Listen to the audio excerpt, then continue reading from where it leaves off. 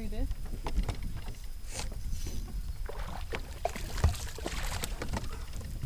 A little bigger. A little bit bigger. A little bit better. That's what's nice about having that graph up front. I saw this dude come right under the boat, and I dropped this vertical drop shot right on him, and he took it. They just can't help it when you put it right in front of them.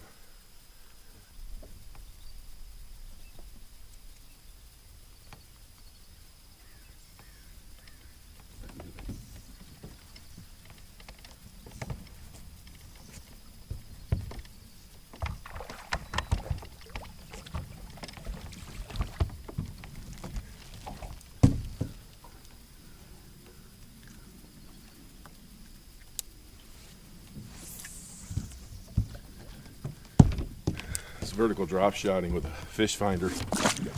It's almost cheating, but it's a lot of fun.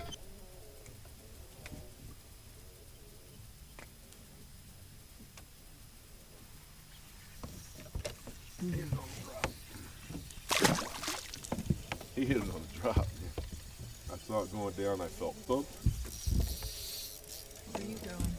I just threw a yum dinger. Like mine? Just Neko style. Oh, very you. Hey everybody, it's Dalton. Out here with my wife, Mary Louise. And that's my first one.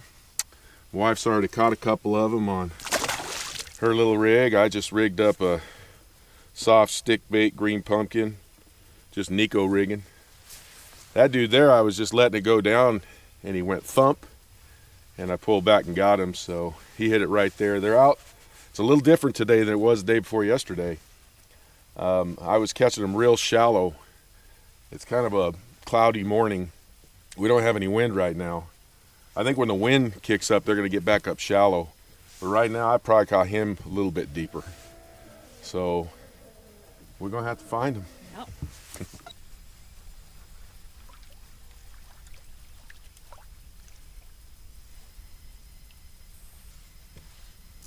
Oh, he grabbed that. Man, he grabbed that.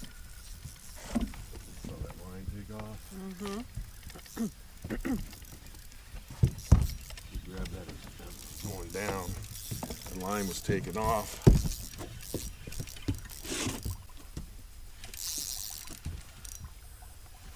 Oh. Oh, he's nice. Get him in real quick. Yeah. Whew. There you go. Gotta get him in the boat. He was barely hooked, too. Now, that's a chubby one. Might be pregnant. I don't know. This could be a pregnant bass. We're right about that time. And the water temperatures are, some of these bass are spawning, I'm convinced of it. I dressed up today. I told my wife I want to dress up. I had her iron my collar. I'm wearing my best sweatpants, pair of tennis shoes, white socks, white underwear. I've dressed up for these female bass. I want to be attractive to them so that they'll bite. Make sense? Not really. They can't see your clothes. It's just a thought, right? I went with a darker color. You got it?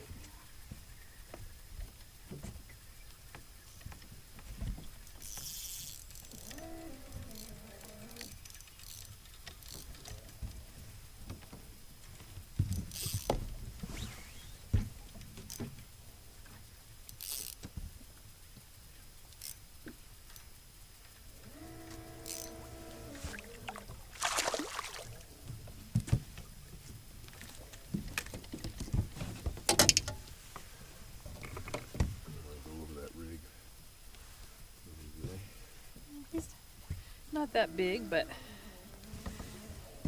I'll take him.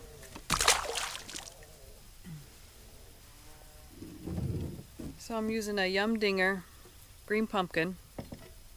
got it on an extra wide gap hook. I got it Texas rigged so I don't get caught up in all those rocks over there. It's working pretty good for me today.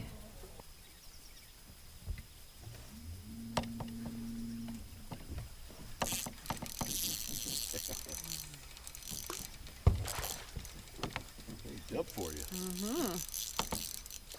Oh, Nice. You largemouth?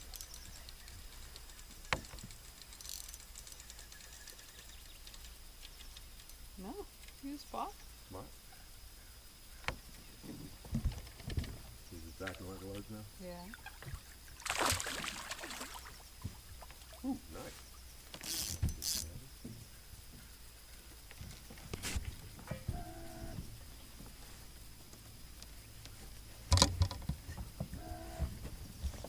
Looking nice and healthy. He was a little fighter. He was jumping out of the water for me. Hey everybody, it's Dalton. We are wrapping it up. I had a very interesting day weather-wise. Sun tried to break through. You know, looking at this wind, the dark skies, I was thinking, you know, spinner baits, crankbaits. I even threw a topwater, never got hit on any of them.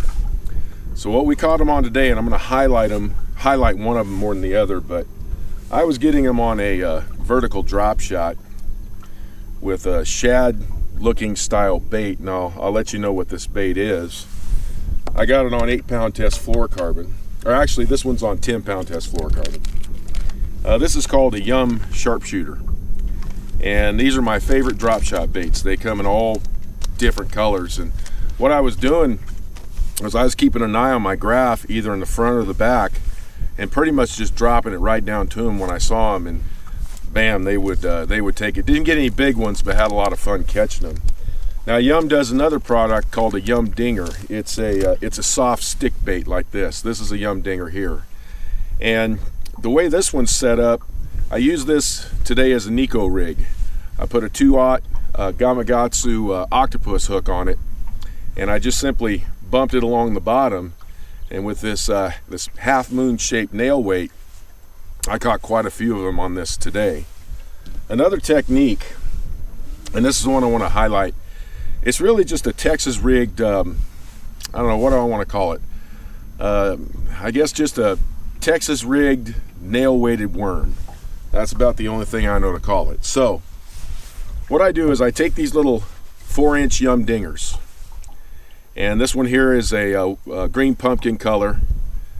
I glue a little nail in it, okay, like a really small nail, and then I take my scissors and I cut just a little bit of that tail off, like so. Now the bait is upside down, okay, the way I use this. The head of the bait is where I put the nail because it's a little bigger, and then I cut a little bit of that tail off. I take a 2/0 extra wide gap hook, and I just Texas rig it.